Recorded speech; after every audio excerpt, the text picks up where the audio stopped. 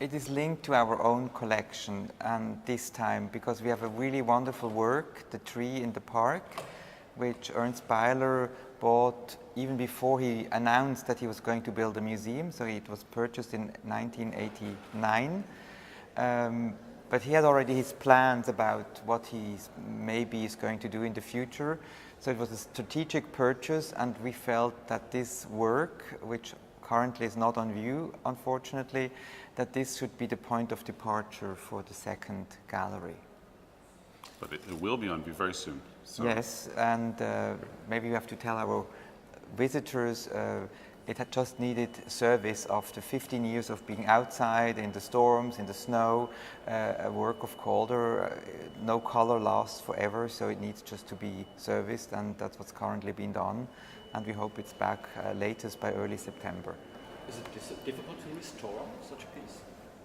No, it's not difficult, but we decided that sculpture, because it was such a long time of maintenance, it's really a maintenance issue, that it was really smart to take it completely apart.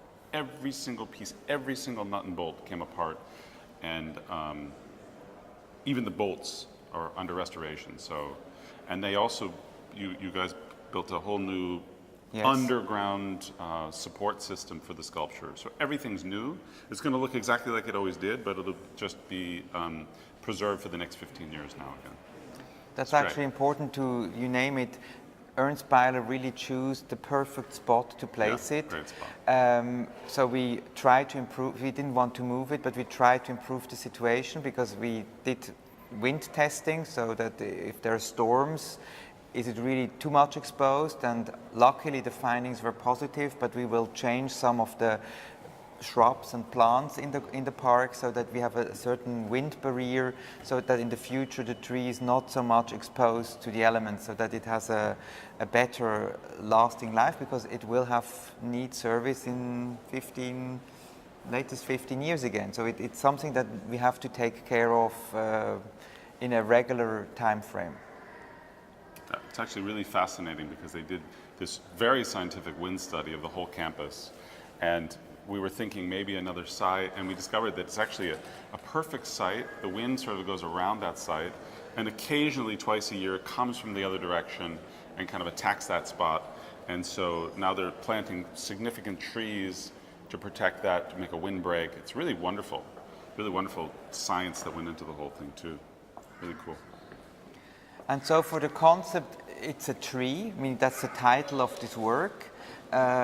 Evidently Calder was not about doing trees or not doing trees, that was just the name he gave to it, but at least there are works that have a kind of a tree-ish aspect, so that was my approach. So there is one platform in our back which is directly related to our work because it's maquettes and intermediary enlargements that in a way show the way how Calder obtained this monumental sculpture for our park. And then I built around all that kind of the history. So the main questions were, when did Calder actually go outdoors? What's this idea about going monumental outdoors? When did he start to kind of think of titles in his works? Because he didn't title them, and in the end they remain abstract words in their own right, so they have their own life. But with the titles he's giving, he naturally gives a certain direction to our perception. There's sometimes a playfulness in it. Sometimes it refers to color or to the movement, so kind of how the object reacts in space and time. And so these questions were imperative in the way we choose the works for this time's display.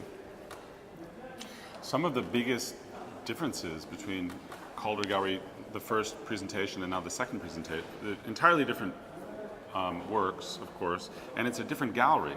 So it's a different place, a different experience. It's really gratifying for me to have, you've got Barnett Newman and Rothko and de Kooning all in view of the Calders, instead of having them in this pristine little chapel. The first installation was magnificent. It was also very feminine, and to me this is very masculine. It has a real masculinity, except for like the sumac, the little frilly sumac. But if you see the mobile back behind us from Stockholm, from the Moderna Museum, it's spectacular work, 1945. Its title is "The Forest is the Best Place." Very funny title.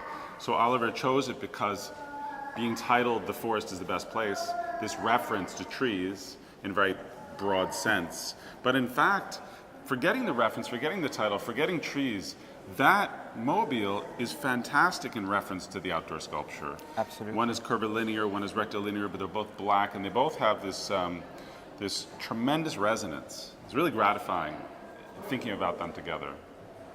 Well, actually, I choose it for the title, but I also choose it because it has a very simple but basic way Calder works with movement. It has a vertical fall, and then it spread out horizontally, and that is a principle he kind of starts to build his mobiles that is really crucial. And there's another piece in Basel which we didn't need to borrow because you can go and see it publicly, which is 5 branches, 1,000 leaves, major work in the Kunstmuseum, a beautiful kind of like a tree top, and it's similarly organized. You have a kind of a main cascade vertically and a spread out horizontally. So this kind of polarity is an organization principle that you find throughout the way he develops his abstractions. So Forest is the Best Place is just a very beautiful, early and European work of art, because we have to think of our budgets, and it's from Stockholm, from the Moderna Museet, and not every visitor has the facility to travel to Stockholm, so it's actually very beautiful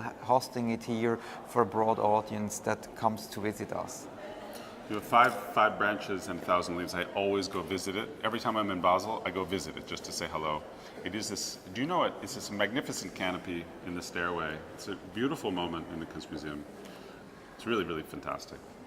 But Oliver chose to begin the show with 3 of the 4 works from 1939, which they're wonderful, 2-3 meter tall, almost sculptures. But in fact, they're models for large works, for works that are supposed to be 30 feet tall or 40 feet tall, and they come on the heels of Oskar Nitschke designing this new proposal for the Bronx Zoo in New York City, with a new habitat, a new way to visit the animals and encounter the animals without bars. The idea of a glass tube, you walk through the glass tube and be within the habitat of the lion, and no bars, and a different kind of experience. And he and Wallace Harrison asked Calder to come up with an idea for something extremely modern to go into the cage of the elephant, the lion, the tiger, and so on. And made out of steel, because the animals destroy all the foliage and all the... So these are really ideas for giant sculpture, and your reference to the outdoors. Outdoor in Calder begins in 1934, and these being 1939. It's a great part of the genesis of the monumental sculpture, and a perfect part of the story. But having the 3 together, the 4th belongs to the Pompidou and is already on an extended loan, so couldn't be here. But having the 3, and they're tremendously different from each other, but they have also a wonderful resonance that is really gratifying for me to have the 3 together. It's incredible. It's kind of a historic moment, because the last time they were together was in 1970 at Pearl's Galleries. That's when Calder kind of rediscovered them himself, and they were sold then separately. So after 43 years, it's a good little story by itself, and you in a way name it. Calder always smartly was friendly with architects, meaning because he liked what they were doing, but he was also aware, I need space, and architects create space. So very early on, and in a very pragmatic and modernist way, he chose to be in touch with them, because he wants to have his art giving it the perfect space. And this time we choose a museum location that is in a way an indoor plaza, because there are many rooms coming into this Gallery 5, and many rooms leave from here, so there are many ways to come and walk through. So in this respect, you really feel the sculpture much more than having it in a little reclosed chapel as we had it in the first room. And that was also part of the concept, to change the physical approach of the visitor with the sculpture. And then this kind of soliciting architects, or being friendly with architects, or even being best friends with architects, is seen in the very back of us with the El Corcovado, which is a standing mobile that is very monumental for the time it was created, but it was not for outdoors. It's an indoor piece that was specifically made for the home of an architect with whom José Luis Sert was very much a friend of Calder. They had worked together on the Spanish Republican Pavilion in 1937.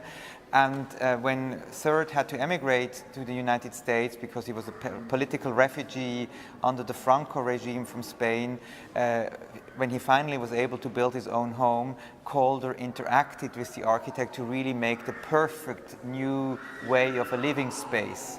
And that's the result. It was a standing mobile that had to occupy a very large indoor volume, like a kind of an indoor plaza. So actually the museum set up architecturally very much is in respect of how that work was meant to be seen. And now it's owned by the Mural Foundation of Barcelona and comes at the generosity of their loan. It's wonderful to have it here. And there may be one other thing that has to be considered, and that's why I placed it. Maybe some visitors will feel, oh, it's kind of odd having these little things so low, but I think it's just to give you this kind of feeling for scale. So even if something is very tiny and small, the way you look at it, it can become monumental, meaning the size is not, it can be 2 meters, 5 meters, 10 meters, 100 meters. So Calder had a very good sensitivity for monumentality. Also things were maybe just the size of a palm, but you put it on your palm and you look at it and it's big. And that's what we did with this little standing mobile small city from 1965, I think. So we put it at eye level on a little shelf.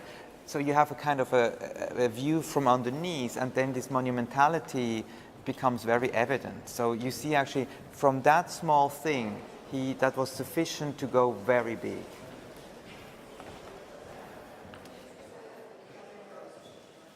So I choose as a kind of a personal curator's choice the hairpins from 1939. So it's meant to be a tree for the Bronx Zoo, but it's also a very specific object, and you see it moving in my back. I will come to that in a minute. But I first want to say something about the loan, because as a curator you always have your kind of preferences, and this was a loan I absolutely wanted, and it was very hard to get it, and it needed several attempts. But having it here is really a wonderful moment, and if you see how it moves, you also understand the dimensions of Calder. So it's meant to be a maquette for a big tree, but the title goes in a very different directions, and you have this little red almond shape in the center.